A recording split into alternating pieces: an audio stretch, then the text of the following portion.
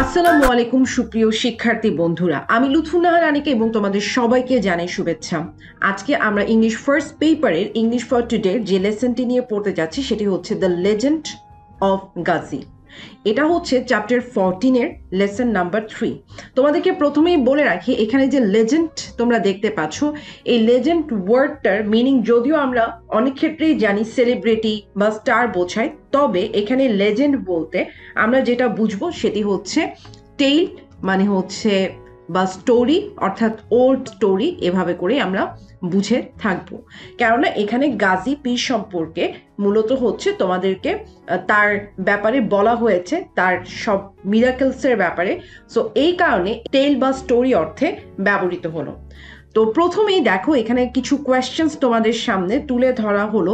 এই কিছু কোয়েশ্চেন্স গুলো দিয়ে তোমাদের জ্ঞানের দক্ষতা যাচাই করে দেখা হয়, অর্থাৎ তোমরা কি কি জানো বা না জানো। যদি না জেনে থাকো তাহলে একটু গুগল সার্চ করতে হবে, তারপর নিজের মতো করে একটু নোট করে ফেলতে হবে, সেই ব্যাপারেই এনকারেজ করার জন্য এই কোয়েশ্চেন্স গুলো তোমাদেরকে দেওয়া হয়। So the first question here is, what is meant by indigenous art? এখন এই যে ইন্ডিজিনাস মানে আমরা মূলত আদিবাসী বুঝে থাকি বা দেশীয় বুঝে থাকি।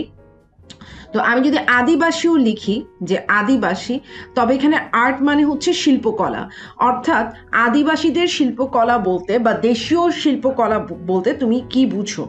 তো এটা একটু আমি তোমাদেরকে বলি, সেটা হচ্ছে যে ইন্ডিজিনাস আর্ট হচ্ছে মূলত ইন্ডিজিনাস পিপল দিয়ে ক্রিয়েটেড আর্টওয়ার্ক। সো আমরা কিন্তু ওইটা লিখতে পারি যে what is meant by indigenous art, তখন আমরা লিখতে পারি যে দি আর্টওয়ার্ক ক্রিয়েটেড বাই, তোমরাও লিখে ফেলো, ইন্ডিজিনাস পিপল। ঠিক আছে, indigenous people, basically people who come from land, তাদেরকে হচ্ছে ইন্ডিজিনাস পিপল বলা হয়ে থাকে। সো তোমরা এটা লিখতে পারো, the artwork created by indigenous people. আচ্ছা, এই যে ইন্ডিজিনাস আর্ট, এটার আসলে গুরুত্বটা কি? বেসিক্যালি হচ্ছে আদিবাসী বা দেশীয় কালচারকে তুলে ধরার জন্যই মূলত এই আর্টওয়ার্ক ইউজ করা হয়। সো এই কারণেই হচ্ছে ইন্ডিজিনাস আর্টটা খুবই গুরুত্বপূর্ণ।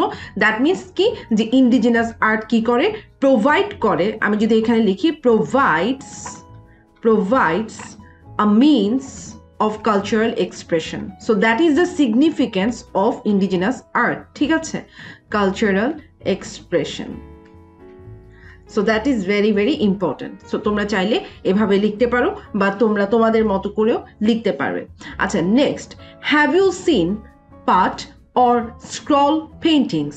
আচ্ছা, এখানে হচ্ছে স্ক্রল পেইন্টিংস যেটা বলা হয়েছে, তোমরা যদি না দেখে থাকো তাহলে আমি একটু বলি। সেটা হচ্ছে স্ক্রল পেইন্টিং হচ্ছে painting on a roll of paper.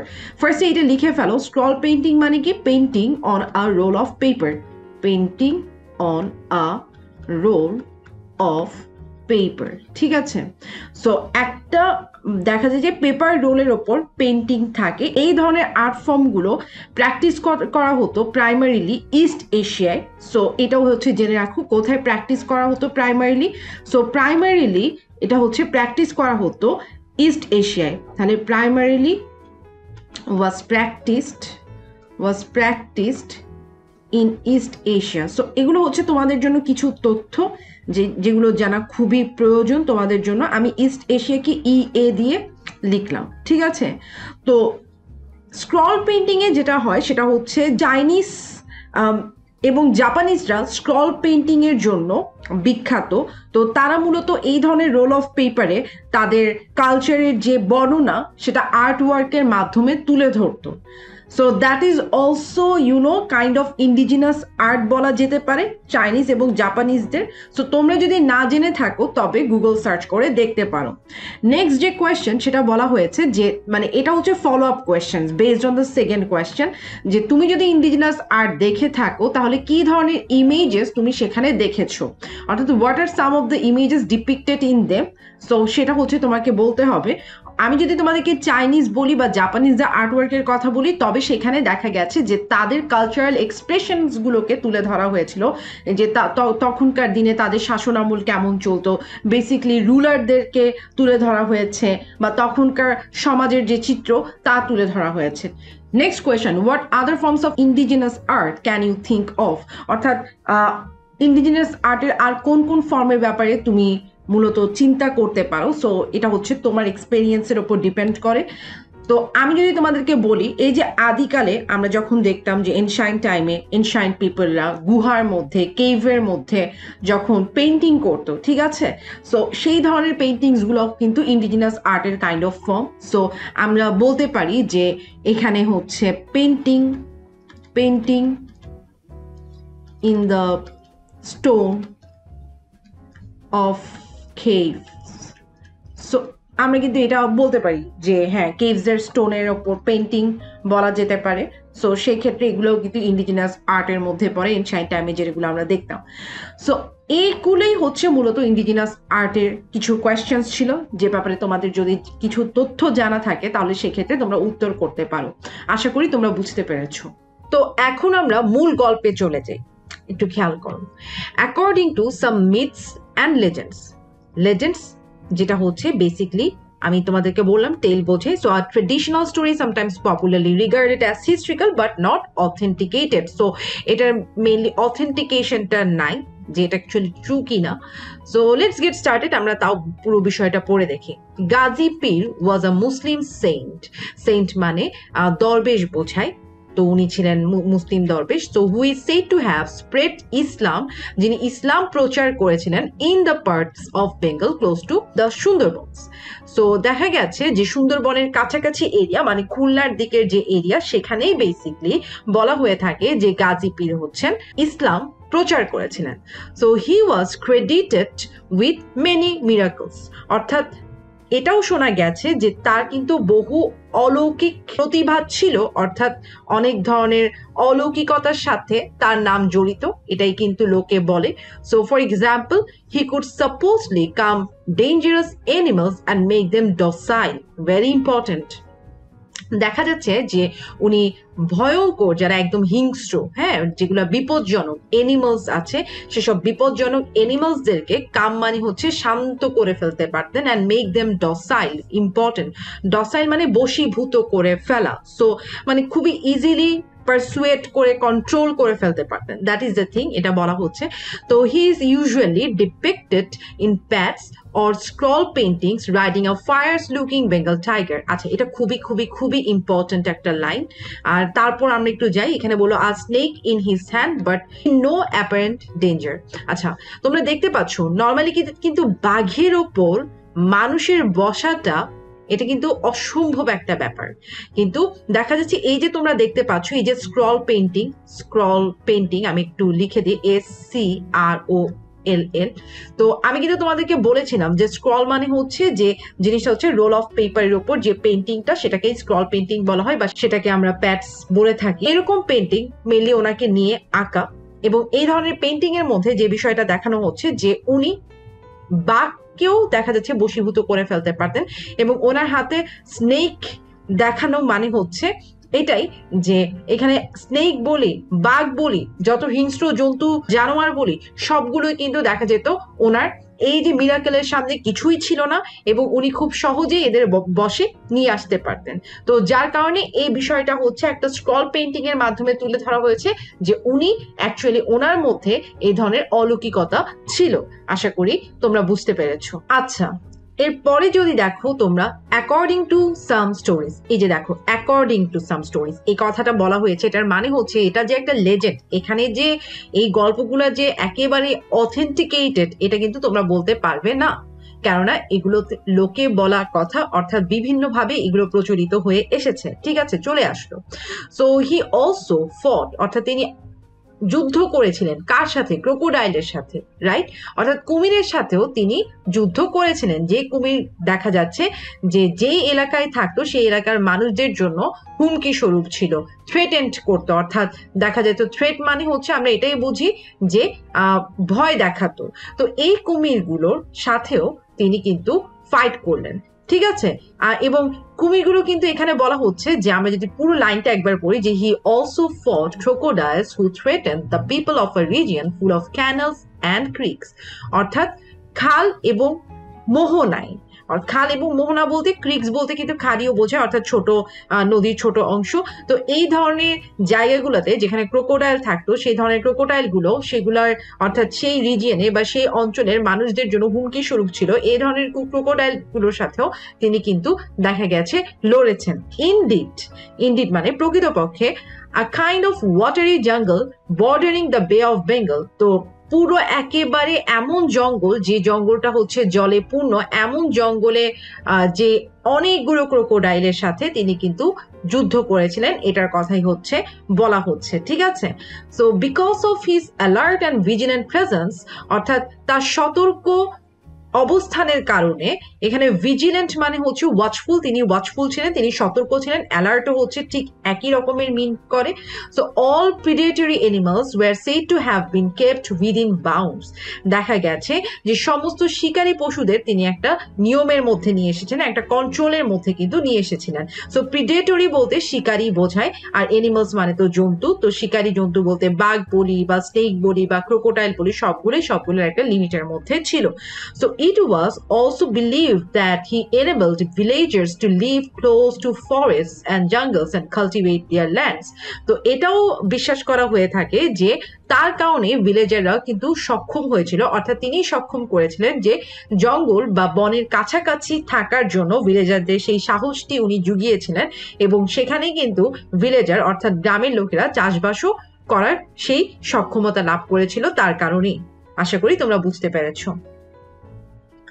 এখন যদি পরবর্তীতে আমরা যাই, আমরা একটু দেখি যে consequently people of this regions would pray to him for protection. তো দেখা গেছে যে তিনি এতটাই তার অলৌকিকতা দেখিয়েছেন যে পরবর্তীতে দেখা গেল, কনসিকুয়েন্টলি মানে পরবর্তীতে এখানকার লোকেরাই তাকে মানে প্রোটেকশনের জন্য, নিজেদের রক্ষার জন্য তার কাছে তার সান্নিধ্যে আসতেন। তো এটাই কিন্তু বলা হয়েছে। So the story of Gazi Pir has been preserved in folk literature, অর্থাৎ এই যে গাজী পীরের যে স্টোরি বা এই গল্পটাকে সংরক্ষণ করে রাখা হয়েছে লোক সাহিত্যে, ফোক লিটারেচার মানে লোক সাহিত্যে, as well as art, and has been performed in indigenous theatre. অর্থাৎ এই যে ইন্ডিজিনাস মানে আমি তোমাদেরকে বলেছিলাম যে আদিবাসীও বোঝায় বা দেশীয় বোঝায় বা লোক সংস্কৃতির তোমরা বলতে পারো যেগুলো হচ্ছে আমাদের দেশীয় সংস্কৃতি। সো ইন্ডিজিনাস থিয়েটার মানে হচ্ছে যে আমাদের দেশীয় যে অর্থাৎ আঞ্চলিক যে থিয়েটার গুলো আছে, সেই থিয়েটার গুলোতেও যে ওনাকে নিয়ে নাটক বা শিল্প তৈরি হয়েছে। এরপরে দেখো, ইনফ্যাক্ট সাম গাজির প্যাড scrolls are part of the collections of the British Museum. So দেখা যাচ্ছে যে ব্রিটিশ মিউজিয়ামেও এই যে গাজী পীর নিয়ে যে স্ক্রল পেইন্টিং গুলো আছে সেগুলোকে সাজিয়ে রাখা হয়েছে। তো মূলত হচ্ছে লেজেন্ড অফ গাজী থেকে আমরা যেটা বুঝতে পারলাম যে তিনি কিন্তু actually he was credited with many miracles, number one, অর্থাৎ তার প্রচুর অলৌকিকতা ছিল, যার কারণে মানুষ তার এই অলৌকিক যে ক্ষমতা এটি দেখেই মূলত তাকে নিয়ে বিভিন্ন ধরনের লোককথা প্রচলন করেছে, এবং আমরা এখন সেটা স্ক্রল পেইন্টিং এর মাধ্যমেও দেখতে পাচ্ছি। সো নাও আমরা এখন প্র্যাকটিস সেশনে চলে যাব। সো এখানে যেটা বললো যে find out the meanings of the following words. So এখানে যে ওয়ার্ডগুলো দেওয়া আছে তোমাদেরকে যে কাজটা করতে হবে সেটা হচ্ছে যে এই ওয়ার্ডগুলোর মিনিং তো খুঁজে বের করতে হবে, বাট এখন আমি তোমাদেরকে যেটা দেখাবো সেটা হচ্ছে যে এই ওয়ার্ডের মিনিং গুলো আমরা খুঁজে বের করবো, সাথে সেন্টেন্স ফর্ম করে আমরা এই ওয়ার্ডগুলো আত্মস্থ করার চেষ্টা করবো। তো ফার্স্টে যেটা আসছে সেটা হচ্ছে লেজেন্ডস। তো এই যে লেজেন্ডস, আমি কিন্তু তোমাদেরকে বলেছিলাম যে ট্রেডিশনাল স্টোরিজ গুলো হচ্ছে লেজেন্ডস বেসিকলি। সো আমরা কিন্তু এটা লিখতে পারি যে লেজেন্ডস মানে কি ট্রেডিশনাল স্টোরিজ। আমার সাথে সাথে লিখে ফেলো, stories sometimes popularly regarded as historical। ঠিক আছে, popularly regarded as historical but not authenticated।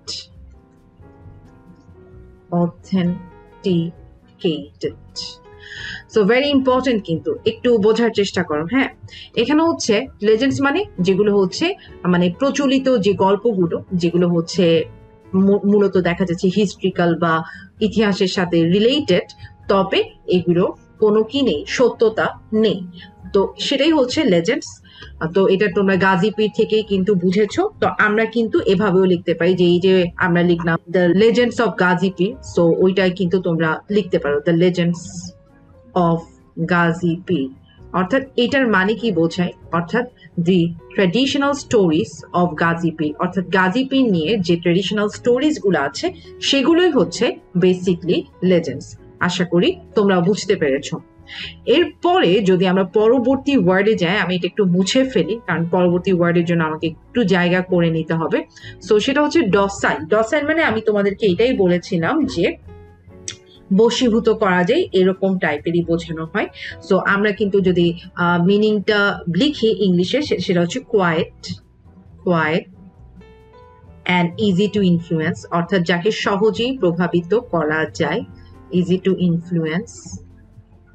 এরপরে আমরা কিন্তু এটাও লিখতে পারি easy to influence or easy to persuade or control. ঠিক আছে, so these are very very important. কিন্তু ডসাইল মানে কিন্তু এটা বোঝায় quiet and easy to influence, persuade or control. এবং তোমাদেরকে যদি আমি এটা দিয়ে একটা সেন্টেন্স বলি, সেটা হচ্ছে দি once docile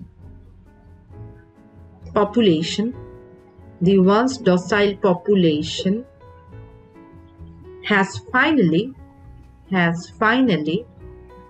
risen up against the ruthless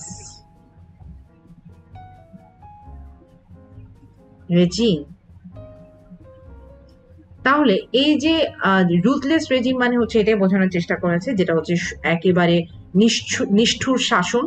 তো এটার ব্যাপারই হচ্ছে যে পপুলেশনটা, অর্থাৎ যারা হচ্ছে বেসিকলি আগে ডসাইল ছিল, যাদেরকে ইজিলি পারসুয়েট করা যেত, কন্ট্রোল করা যেত, তারা এখন তাদের ভয়েস রেজ করলো। এটাই কিন্তু ডসাইলের মিনিং হিসেবে তোমরা ইউজ করতে পারো। আশা করি তোমরা বুঝেছো। এরপরে যদি আমরা যাই, সেটা একটু দেখার চেষ্টা করি যে স্ক্রল। সো স্ক্রল এটা ইম্পর্টেন্ট। আমি কিন্তু তোমাদেরকে বলেছিলাম স্ক্রলটা বেসিক্যালি এখানে কিন্তু স্ক্রল পেন্টিং এর সাথে রিলেটেড। সো আমরা লিখতে পারি যে a roll of parchment or paper. হ্যাঁ, যেটাকে পেপার স্ক্রল মানে পেপার রোলের ওপর যে ড্রয়িংটা করা হয় সেটাই বেসিক্যালি স্ক্রল পেন্টিং। আশা করি তোমরা বুঝতে পেরেছো। So for writing on, so a roll of parchment or paper for writing on হচ্ছে scroll. So আশা করি এটা স্ক্রল পেইন্টিং এর মাধ্যমে তোমরা বুঝে গেছো। এরপর যদি আমরা যাই, সেটা হচ্ছে ক্রিক্স। ক্রিক্স মানে আমি তোমাদেরকে বলেছিলাম যে এটা বেসিক্যালি মোহনা বোঝায়। আমরা কিন্তু ইংলিশে এই মিনিংটা এইভাবে লিখতে পারি যে a stream or minor tributary of a river, অর্থাৎ নদীর মোহনা বোঝাতে বেসিকলি হচ্ছে ক্রিক্স ব্যবহৃত হয়। যেমন আমরা যদি একটা এক্সাম্পল দেই যে he drove into Adams Creek. So Adams Creek মানে অ্যাডামসের মোহনায়। সো আশা করি তোমরা বুঝতে পেরেছো। এরপরে যদি ওয়ার্ডটাতে আমরা যাই, সেটা হচ্ছে ভিজিল্যান্ট। তো ভিজিল্যান্ট মানে কি সেটা আমি লিখছি, তোমরাও লিখে ফেলো, যেটা আমরা বেসিকলি বুঝি ওয়াচফুল। ঠিক আছে, মানে keeping careful watch for possible dangers or difficulties. আমি একটু লিখে দিই, keeping careful watch for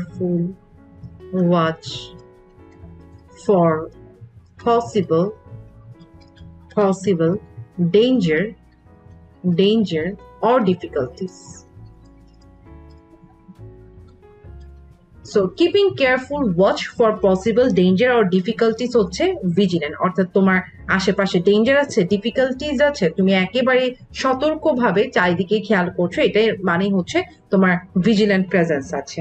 so আশা করি তোমরা বুঝতে পেরেছো। আমি যদি বলি the thief was spotted by the vigilant neighbors, তো সেই ক্ষেত্রে vigilant মানে কিন্তু সতর্ক, আর vigilant neighbors মানে সতর্ক প্রতিবেশী। তাহলে the thief was spotted মানে চোরটাকে ধরা হলো vigilant neighborদের দ্বারা, বা স্পট করা হলো vigilant neighborsদের দ্বারা, অর্থাৎ সতর্ক প্রতিবেশীদের দ্বারা চোরটাকে স্পটেড করা হলো। আশা করি বুঝতে পেরেছো। পরে যদি আমি প্রিডেটরি বলি, প্রিডেটরি মানে হচ্ছে আমি তোমাদেরকে বলেছিলাম যে প্রিডেটরি অ্যানিমালস মানে শিকারী অ্যানিমালস। সো এটা হচ্ছে প্রিডেটরি যারা, তারা হচ্ছে বেসিকলি অন্যদেরকে শিকার করে নিজেরা বেঁচে থাকে, so for food basically.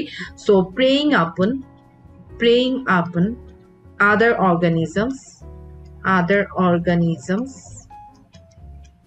for food, অর্থাৎ ফুডের জন্য অন্য বস্তুকে বা অন্য বস্তু তো বলবো না, অন্য প্রাণীকে শিকার করে, এটাই হচ্ছে মেইনলি প্রিডেটরি বোঝায়। আশা করি বুঝতে পেরেছো।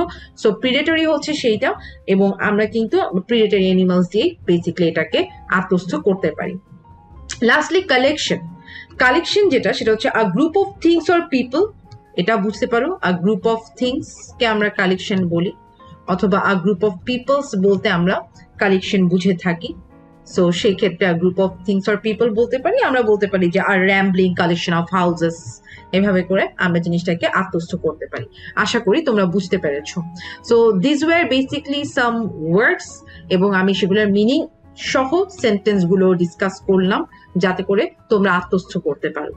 তো গাজী পীরের এখন যে পরবর্তী কোয়েশ্চেন, সেটাতে যদি আমরা আসি, এখানে একটু দেখো যে according to some myths and legends what kind of extraordinary power did Gazi have. আমরা কিন্তু এটা জানি যে he could supposedly calm dangerous animals, right, মানে খুব সহজেই ডেঞ্জারাস যেসব এনিমালস ছিল সেগুলোকে শান্ত করে ফেলতে পারতো বা ডসাইল করে ফেলতে পারতো। তো আমরা কিন্তু এটা লিখতে পারি যে he could supposedly calm dangerous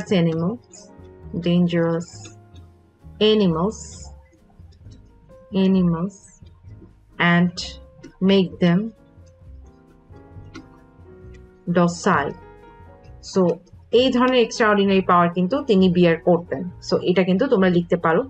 যদি পরবর্তী কোয়েশ্চেনে আমরা যাই, এখানে দেখো যে what was the geographical nature of the region where Gazi perform this miracles. আমরা জানি যে উনি বেসিকলি মানে ওনার মিরাকলস গুলা, অর্থাৎ তিনি কিন্তু স্প্রেড করেছেন ইসলাম একেবারে হচ্ছে সাউদার্ন পার্ট অফ বাংলাদেশে close two Sundarban. So obviously সুন্দরবনের জিওগ্রাফিক্যাল নেচার তোমরা জানো যে সেখানে ক্যানেলস ছিল বা সেখানে ক্রিকস ছিল, and obviously full of watery forest. So এইটা কিন্তু তোমরা লিখতে পারো। So that is the thing, that is how তোমরা আনসারটাকে অর্গানাইজ করতে পারো, and you can also take the help of passage as well.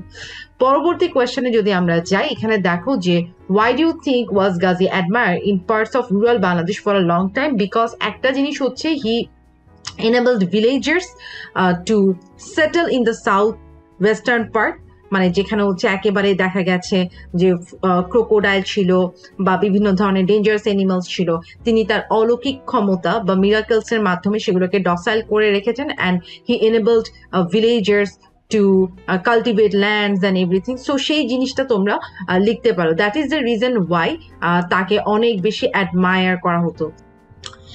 Next যেটা, সেটা হচ্ছে what are the different arts forms in which the myths of Gazi is kept alive in Bangladesh and even outside the country. So basically যেটা হচ্ছে art form আমরা বলতে পারি সেটা হচ্ছে প্যাটস, অথবা আমরা এখানে স্ক্রল পেইন্টিং এর কথা আমরা বিশেষভাবে উল্লেখ করতে পারি। এছাড়া হচ্ছে থিয়েটারেও ওনার স্মরণে অনেক কিছু পারফর্ম করা হয়। সো সেইভাবেই কিন্তু বেসিকলি ওনাকে অ্যালাইভ করে রাখা হয়েছে। So you can write also that thing. আর এখন যেটা লাস্টলি আমরা দেখবো সেটা হচ্ছে একটু খেয়াল করবে যে notice that the passage about Gazi contains words and phrases such as for example, also, indeed, consequently, and in fact.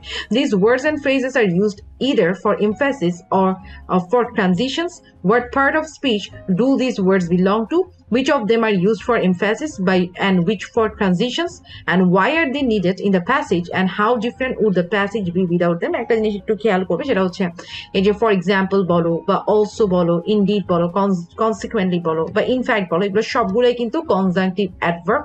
Conjunctive adverb is a part of conjunction, অর্থাৎ যে কনজাংশন অ্যাডভার্বের মতো কাজ করে সেটাকে আমরা বলে থাকি কনজাংটিভ অ্যাডভার্ব। এগুলো সবগুলোই হচ্ছে কনজাংটিভ অ্যাডভার্ব। অ্যান্ড অলসো যদি আমরা বলি which of them are used for emphasis, also এখানে খেয়াল করো also, indeed, in fact, এগুলো কিন্তু এমফাসিস করার জন্যই হচ্ছে ইউজ করা হয়। ট্রানজিশনের জন্য ইউজ করা হয় ফর এক্সাম্পল এবং consequently. And why are they needed in the passage and how different would the passage be without them? Of course, একটা প্যাসেজের মধ্যে এগুলো ইউজ করা হয় একটা কথাকে এমফাসাইজ করার জন্য। সো বেসিক্যালি যদি এগুলো না থাকে তাহলে ওই কথার মধ্যে জোর প্রদান করা হয় না। তো তোমরা ট্রাই আউট করতে পারো, এখানে হচ্ছে তোমরা কিছু সেন্টেন্স বানাতে পারো, এখানে তোমাদের কিছু ডিরেকশনস দিল। Now make some sentences with this words and phrases, you will find that you will need more than a sentence for some of them. So এটা তোমরা ট্রাই আউট করে দেখতে পারো। So that is the thing, and try to make a list according to the direction given here, and similar adverb words and phrases that you can use for emphasis and transitions. আশা করি তোমরা বুঝতে পেরেছো। Next যদি আমরা যাই, এখানে হচ্ছে true false. True false একটু খেয়াল করো যে Gazi was admired and followed because of the miracles he could perform.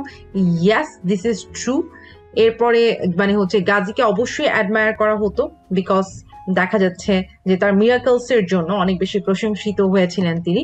And next যে কোয়েশ্চেন সেটা হচ্ছে the miracles of Gazi are followed by people in all parts of Bangladesh. না, মিরাকলস অফ গাজি বাংলাদেশের সব জেলার লোকেরা দেখেনি বা সর্বত্র সবাই দেখেনি, বরং পিপল ক্লোজ টু সুন্দরবন অর্থাৎ সাউদার্ন পার্টে যারা তারাই কিন্তু দেখেছিল। So it's basically false. And next question is Gazi was said to have help people in settling down in the southeastern parts of Bangladesh. Eta hocche wrong, southeastern part na, Sundarban basically southwestern part e, so that is also wrong. So etao hocche false. And then Gazi's deeds are celebrated in folk art and theater. Yes, it's true. আমরা দেখতে পাই folk literature বা folk art এ বা থিয়েটারে গাজির যে deeds গুলো আছে সেটা হচ্ছে সেলিব্রেট করা হয়। This is true. And lastly হচ্ছে Gazi's pets are to be found on display only in Bangladesh. So এটা basically false. আমরা জানি যে ব্রিটিশ মিউজিয়ামেও কিন্তু গাজি পিরিয়ড যে স্ক্রল পেইন্টিং গুলো সেগুলো কিন্তু আছে। So it's basically false, and শুধুমাত্র বাংলাদেশে পাওয়া যায় তা কিন্তু না। সো আশা করি তোমরা বুঝতে পেরেছো। এরপরে যদি আমরা প্র্যাকটিস সেশনে যাই তাহলে দেখো যে এখানে রাইট আ প্যারাগ্রাফ, অবভিয়াসলি এটা তোমাদের টাস্ক। একটু চেষ্টা করবা তোমার পার্সোনাল এক্সপিরিয়েন্স বা তোমাদের পার্সোনাল এক্সপিরিয়েন্স থেকে তোমরা 150 ওয়ার্ডস এর মধ্যে ফোক আর্ট ডিসক্রাইব করার। সো অথবা তোমরা চাইলে গুগল সার্চ করে দেখেও তোমরা এই বিষয় নিয়ে একটু চর্চা করতে পারো যাতে তোমাদের রাইটিং স্কিলটা ডেভেলপ হয়। So that was all about Gazi পীর। আশা করি তোমরা বুঝতে পেরেছো এবং গাজি পীরের এই ডিসকাশন থেকে আশা করি তোমাদের ইন্ডিজিনাস আর্ট সম্পর্কে ধারণা হলো। ধন্যবাদ সবাইকে। স্কিল আর পড়ালেখার জন্য যা কিছু প্রয়োজন একটি অ্যাপেই পাওয়া যাবে সকল সলিউশন। 10 মিনিটস নিয়ে যে কোনো জিজ্ঞাসায় কল করুন 16910।